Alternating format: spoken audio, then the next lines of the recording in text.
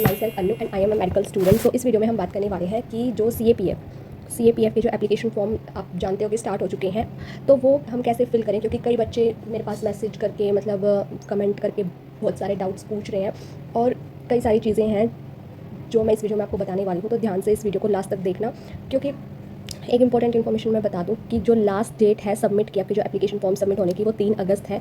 यानी 3 अगस्त से पहले आपको सभी एप्लीकेशन फॉर्म, आपके डॉक्यूमेंट्स की जो कॉपी है 3 कॉपी का सेट, वो सारा आपको नियर बाय पैरा मिलिट्री के जो ऑफिस है उसमें सबमिट करना है। ठीक है, अब मैं ये वीडियो की, मेरे पास बहुत सारे बच्चों के डाउट्स आए हैं, मेरे पास पर्सनल भी बहुत सारे बच्चों के मैसेज आए हैं। तो मैंने 2024 में ये सारे डॉक्यूमेंट्स फिल किए थे। तो मुझे एक्सपीरियंस है इस चीज़ का कि कैसे क्या होता है, क्योंकि जो फॉर्म है वो कई बार आपके रिजेक्ट भी हो जाते हैं। तो जो डॉक्यूमेंट्स हैं ऑल ओवर इंडिया वो हमारे दिल्ली पहुंचते हैं मेन ऑफिस में। ठीक है, वहाँ पे सभी आपके डॉक्यूमेंट्स को चेक किया जाता है, मतलब सभी आपके जो आपने कॉपी दिया ना साथ में डॉक्यूमेंट्स की, वो सभी चेक होएगी। ठीक है, उसके साथ साथ आपके स्कोर कार्ड देखा जाएगा, कितना स्कोर है, आपकी कैटेगरी देखी जाएगी कि आप किस कैटेगरी से हो, देन आपकी प्रायोरिटी देखी जाएगी कि आप कौन सी प्रायोरिटी के अंडर आते हो। ठीक है, देन आप फेस कर सकते हो, आपका रिजेक्ट भी हो सकता है, एक्सेप्ट भी हो सकता है। अब रिजेक्ट क्यों हो सकता है, क्योंकि अगर आपके डॉक्यूमेंट्स इनकम्प्लीट हुए तो ऑब्वियसली आपका जो एप्लीकेशन फॉर्म है वो रिजेक्ट हो जाएगा, या फिर आप एलिजिबल नहीं होगे। मान लो कि आप CAPF कोटा के अंडर एलिजिबल हो ही नहीं, तो भी आपका ये रिजेक्ट हो जाएगा। एंड अगर आपने एप्लीकेशन फॉर्म में मिस्टेक की है तो भी आपका जो एप्लीकेशन फॉर्म है ना वो रिजेक्ट हो सकता है। ठीक है, तो जैसा कि मैंने बताया आपको कि मैंने ये 2024 में काउंसलिंग कराई थी, तो आई नो कि क्या होता है क्या नहीं, क्योंकि मैंने ऑफिस में बैठ के उनके साथ मतलब पूछ के फिर ये फॉर्म भरा था। तो ये बहुत सारे बच्चों की क्वेरी वगैरह आ रही थी, तो मैं बता देती हूँ। हालांकि आपके पास बहुत ज़्यादा लिमिटेड टाइम है, क्योंकि इसकी जो लास्ट डेट है वो 3 अगस्त है, यानी 3 अगस्त को आपको फॉर्म फिल करने ही करने हैं। ठीक है, तो बहुत ज़्यादा कम टाइम बचा है, तो वीडियो को स्टार्ट करते हैं। तो ये हमारे पास इधर ये MBBS और BDS के लिए है, सेंट्रल पूल कोटा। अभी ये जो PDF है ये मेरे पास 2024-25 की है, क्योंकि उस टाइम की है जिस टाइम मैंने काउंसलिंग कराई थी। लेकिन इसमें कोई चेंजेस नहीं होते, मतलब 2024 में भी ये सेम ही 2026 में भी ये जो फॉर्मेट है ये सेम रहने वाला है आपका। तो सबसे पहले है अपेंडिक्स A। इसमें क्या होता है, एप्लीकेशन फॉर्म। अभी ये आपको 3 ऑप्शन दे रहा है, MBBS, BDS या बोथ। तो मैंने बोथ ऑप्शन फिल किया था। अगर आपको MBBS ही चाहिए तो आप MBBS करना, BDS चाहिए तो BDS करना। बोथ अगर आप करना चाहते हो, इंटरेस्ट है आपका दोनों में ही, तो आप उसके हिसाब से भर सकते हो। हालांकि आपके स्कोर के बेसिस पे भी आप फिल कर सकते हो। मान लो अगर आपको लगता है कि मेरे 500 550 के बीच नंबर है, तो आप दोनों ही फिल कर सकते हो, क्योंकि दोनों ही आपको मिलने के चांस होते हैं। मतलब अगर MBBS नहीं मिला तो BDS मिल जाएगा, लेकिन अगर आपको BDS में इंटरेस्ट है ही नहीं तो आप सिर्फ MBBS ही भर सकते हो। ठीक है, फिर आपका नाम लिखना है ब्लॉक लेटर्स में, ऐसे। ठीक है, कैपिटल लेटर्स में। उसके बाद आपको यहाँ पे मोबाइल नंबर और व्हाट्सअप नंबर और आपकी ईमेल आईडी, जो एक्टिव मोबाइल नंबर होगा, वो सभी आपको डालना है। उसके बाद ये जो डिटेल है ये आपको अपने फादर या हस्बैंड की डालनी है, उनका FNO मतलब कि फोर्स नंबर, रैंक, नेम, उनका यूनिट, ऑफिस। ठीक है, बहुत सारी डिटेल इसमें पूछी जा रही है, जैसे कि फोर्स नंबर, तो यहाँ फोर्स नंबर लिख दो, रैंक लिख दो। ठीक है, आपके फादर या हस्बैंड का नाम लिख दो, फिर यूनिट या ऑफिस कौन सा है, ठीक है, वो लिख दो। उसके बाद यहाँ पे आपका मोबाइल नंबर, पर्सन जो प्रेजेंट एड्रेस, आपका ईमेल आईडी है वो लिखनी है। उसके बाद आपका डेट ऑफ बर्थ रहेगा। ठीक है, अब ये 6th 7th 8th जो ऑप्शन है ना, ये यानी कि ऑप्शनल है, मतलब ये आपको कौन सा आपके अकॉर्डिंग आएगा इसमें ये भरना है। अगर आपके फादर या हस्बैंड डिकीज या डिसेबल हो चुके हैं एक्शन में या ऑन ड्यूटी, ठीक है, तो ये कैटेगरी A में आएगा। तो आप लिख देना, अगर आपके फादर है तो फादर इज़, अगर डिकीज है तो डिकीज। ठीक है, डिसेबल है तो डिसेबल, मतलब जो भी आपकी कंडीशन है उसके हिसाब से। और इन एक्शन है तो इन एक्शन, या फिर ऑन ड्यूटी है तो ऑन ड्यूटी। ये आपको स्टेटमेंट यहाँ पे लिखनी है। ठीक है, उसके बाद ये आपने फिल की, तो ये 6th 7th और 8th आपको नील कर देना है, नील। ठीक है, मान लो अगर आपके फादर एक्स सर्विसमैन है, आप कैटेगरी B में आते हो, तो ये 2 ऑप्शन नील कर देने हैं और ये आपको भर देना है, yes my father is a ex serviceman. ठीक है, उसके बाद सर्विंग ऑफिसर है या फिर JCO या OR है, मतलब हायर पोस्ट पे है, तो कैटेगरी C और D में आ जाओगे। तो ये 2 ऑप्शन आपको नील कर देने हैं और इसमें आपको भर देना है कि ये सर्विंग ऑफिसर है। जो 9th जो है वो है, this category also include son and daughter of the ex serviceman who disable या डिकीज after the retirement and no those who have been reemployed in the arm force in any rank. अब ये क्या कह रहा है कि सन और डॉटर दोनों ही एलिजिबल है एक्स सर्विसमैन की, जो कि डिसेबल या डिकीज हो चुके हैं रिटायरमेंट के बाद। मतलब अगर आपके फादर रिटायर्ड हो गए हैं आर्मी से, ठीक है, रिटायरमेंट के बाद अगर उनकी डेथ हो गई है या फिर वो डिसेबल हो गए हैं, ठीक है, तो भी आप एलिजिबल हो। लेकिन एक कंडीशन है कि वो री एम्प्लॉयड नहीं होना चाहिए किसी भी एनी फोर्स में। मतलब अगर रिटायरमेंट के बाद उन्होंने दोबारा से कोई आर्म्ड फोर्स में किसी भी रैंक पे अगर वो री एम्प्लॉयड हो गए हैं, तब आप एलिजिबल नहीं हैं। ठीक है, तो आप तो ये आप अपनी कंडीशन के हिसाब से भर देना कि आप एलिजिबल हो या नहीं, उसके हिसाब से, ठीक है। उसके बाद है ये नेम ऑफ द एग्जामिनेशन या university from which the candidate passed his BSc 10+2 pre medical और other equivalent exam for MBBS या BDS कोर्स। अब यहाँ पे आपको बताना है कि मान लो आप ये सेंट्रल पूल कोटा के लिए अप्लाई कर रहे हो, तो ये अप्लाई आप 12th के बाद कर रहे हो या फिर BSc वगैरह मतलब अपने कोई डिग्री वगैरह करके ग्रेजुएशन वगैरह करके तब कर रहे हो। तो मोस्टली बच्चे 12th के बाद करते हैं, तो यहाँ पे आपको 12th की डिटेल्स भरनी है, लाइक कौन सा आपने एग्जामिनेशन दिया, HBSc CBSE या अदर स्टेट एग्ज़ाम, और उसके बाद प्री मेडिकल आपका क्या हुआ है, तो नीट हुआ है आपका, ठीक है। तो वो आपको 12th की डिटेल्स यहाँ पे फिल कर देनी है, या फिर आप ग्रेजुएट हो तो फिर उसके हिसाब से आपको अपने कॉलेज वगैरह या यूनिवर्सिटी की डिटेल भर देनी है। उसके बाद यहाँ पे आपने 12th या फिर जो आपने ग्रेजुएशन की वो फर्स्ट अटैम्प्ट में की है या नहीं, वो आपको भरना है। Year of passing, roll number, university का रजिस्ट्रेशन नंबर और टोटल मार्क्स आपने कितने ऑब्टेन किए हैं, ठीक है। उसके बाद यहाँ पे आपको मार्कशीट भी अटैच करनी है, लाइक 10th की भी और 12th की भी, ठीक है, या फिर ग्रेजुएशन की है तो उसकी भी आपको वो अटैच करनी है, ठीक है। उसके बाद यहाँ पे आपको क्वालिफिकेशन भरना है, like English, physics, chemistry, biology, ये आपको 12th का भरना है, 12th का फिल करना है। फिर यहाँ पे आप टोटल मार्क्स लिख दोगे, ठीक है। उसके बाद यहाँ पे आपसे पूछा गया है कि 12th क्लास में लाइक आपके टोटल मार्क्स कितने थे, तो 500 में से आपको जितने भी मार्क्स आए हैं वो आपको लिख देने हैं। और फिर ये पूछ रहा है कि केमिस्ट्री में आप पास हो ऑर्गेनिक और इनऑर्गेनिक दोनों में, तो येस। उसके बाद एनी अदर क्वालिफिकेशन या university degree with the date of passing, मतलब अगर आपने कोई लाइक अदर क्वालिफिकेशन है, आपके पास कोई डिग्री है तो वो यहाँ पे भर दियो, ठीक है। फिर डेट ऑफ पासिंग भी उसमें लिखनी है। Then does the candidate possesses means of support advocate for the proposed medical college. यहाँ पे बताया गया कि बंदे के पास फाइनेंशियल सपोर्ट है या नहीं। मान लो अगर उसको कॉलेज मिला तो वो कैपेबल है कि वो अपने बुक्स का खर्चा, ठीक है, फ़ीस का खर्चा या हॉस्टल का खर्चा, ठीक है, ये जो एक्सपेंसेस होते हैं ये उठा सकता है या नहीं उठा सकता, तो वो अपने हिसाब से लिख दोगे कि येस या फिर नो, इसमें यही लिखना है।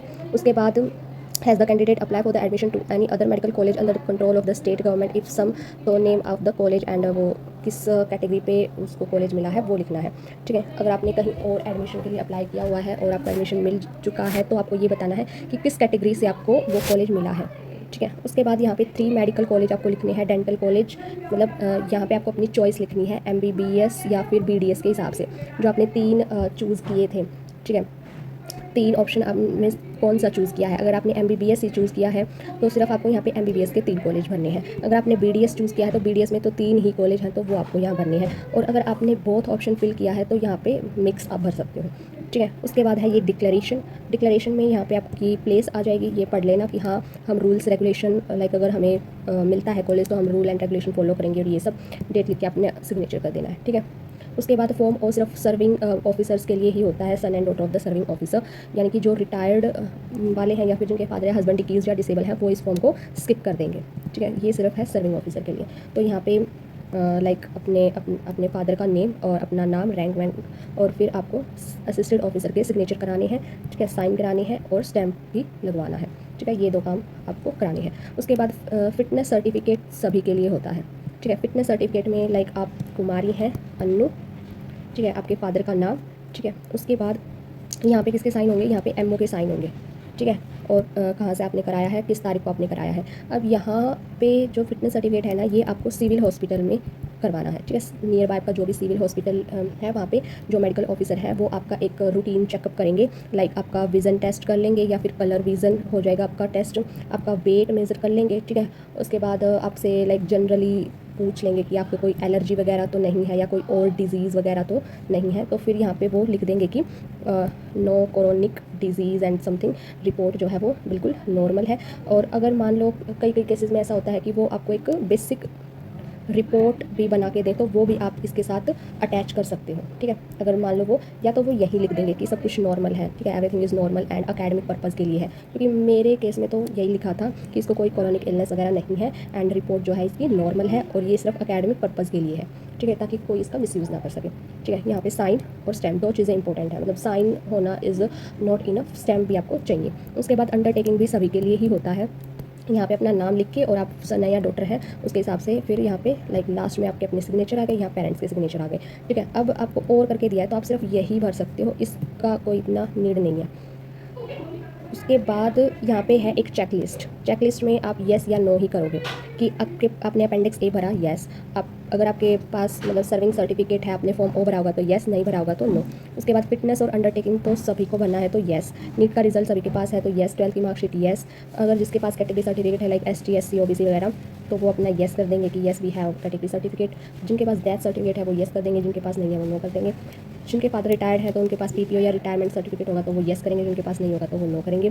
10th की मार्कशीट सभी के पास होगी। और गैप सर्टिफिकेट, मान लो अगर आपके पास कोई गैप ईयर है बीच में, यानी कि 12th के बाद अगर आपके पास कोई गैप है तो गैप सर्टिफिकेट भी यहाँ चाहिए होगा। जिनका है वो बनवा लेना। और येस, ठीक है, बनवाना है ऑफकोर्स, तभी मैं तभी तो बोल रही हूँ आपके डॉक्यूमेंट सारे पूरे होने चाहिए, ठीक है। उसके बाद यहाँ पे सब कुछ नीट का आएगा, ठीक है। जो ऊपर हमने देखा वो 12th का था, यहाँ पे सब कुछ नीट का आपको भरना है। लाइक आपका address, name, email address, WhatsApp number, उसके बाद यहाँ पे फादर की रैंक, फोर्स नंबर वगैरह, यूनिट, उसके बाद आपका डेट ऑफ बर्थ, फिर आपकी परसेंटाइल की फिजिक्स में कितना आया, केमिस्ट्री में कितना आया और बायोलॉजी में कितना आया, फिर टोटल परसेंटाइल, फिर टोटल मार्क्स, फिर आपकी ऑल ओवर इंडिया रैंक, फिर कैटेगरी रैंक, और आपने किसके लिए अप्लाई किया है यहाँ पे आपको लिखना है। लाइक आपने किसके लिए अप्लाई किया है, MBBS के लिए, BDS के लिए, या फिर दोनों के लिए, ठीक है, वो आपको लिखना है, ठीक है। तो ये पूरा आपको कैसे फॉर्म फिल करना है, ठीक है। तो ये सब मैंने आपको बता दिया। बाकी आपकी लास्ट डेट 3 अगस्त है, तो आपको जल्दी से जाके और ऑफिस में अपना सबमिट करना है, क्योंकि कई सारे बच्चे अभी भी रहते हैं। और मैं आपको बता दूं कि अगर आप कट ऑफ का पूछ रहे हो, लाइक कई बच्चे हैं जो कट ऑफ का पूछ रहे थे, तो मैं आपको बता दूँ कि जनरल की जो सेफ स्कोर है वो है 560, ठीक है। ये क्या है, सेफ स्कोर। उसके बाद OBC तो वो है 555, EWS भी इसी में ही लगा लो, 555 में ही। उसके बाद SC में लगा लो आप 565 मार्क्स टू 560 अप्रोक्स, और ST में आ गया आपके 450 नंबर, ठीक है। तो ये आपकी रहेगी सेफ स्कोर, ये आपका सेफ स्कोर है, ठीक है। लेकिन अगर आप -10, अगर 10 या 15 नंबर आप लगाओ, मतलब अगर आपके पास 550 भी नंबर हैं तो भी आपको चांस लेना चाहिए, ठीक है। क्यों लेना चाहिए, क्योंकि कई सारे बच्चे होते हैं जिनको पता ही नहीं होता, उनका फॉर्म रिजेक्ट हो जाता है, ठीक है। और कई बच्चे का फॉर्म रिजेक्ट हो जाता है, और कई बच्चे लाइक काउंसलिंग तक ही नहीं पहुंच पाते, काउंसलिंग ही अटेंड नहीं करते, लैक ऑफ नॉलेज, या फिर उनको पता नहीं लगता, इन सब की वजह से भी। तो अगर आपके 550 नंबर भी है ना, तो भी आपको होप नहीं छोड़नी है, ठीक है। लास्ट तक आपको अच्छे से काउंसलिंग करानी है अपनी, ठीक है। और काउंसलिंग के लिए आपको जो भी आपके ऑफिसर्स वगैरह हैं जहाँ पे आपने डॉक्यूमेंट्स दिए हैं वहाँ से कनेक्ट रहना है, ठीक है। वो आपको बताएंगे। अब आपने जैसे एप्लीकेशन फॉर्म सबमिट कर दिया, ठीक है, यू सबमिट, ठीक है। अब आपको करना है वेट फॉर द काउंसलिंग। वो आपको बताएंगे, वो आपको डेट देंगे। और जो काउंसलिंग है वो दिल्ली के अंदर ही होती है, ठीक है, कहीं और नहीं होएगी, आपकी काउंसलिंग दिल्ली में ही होएगी।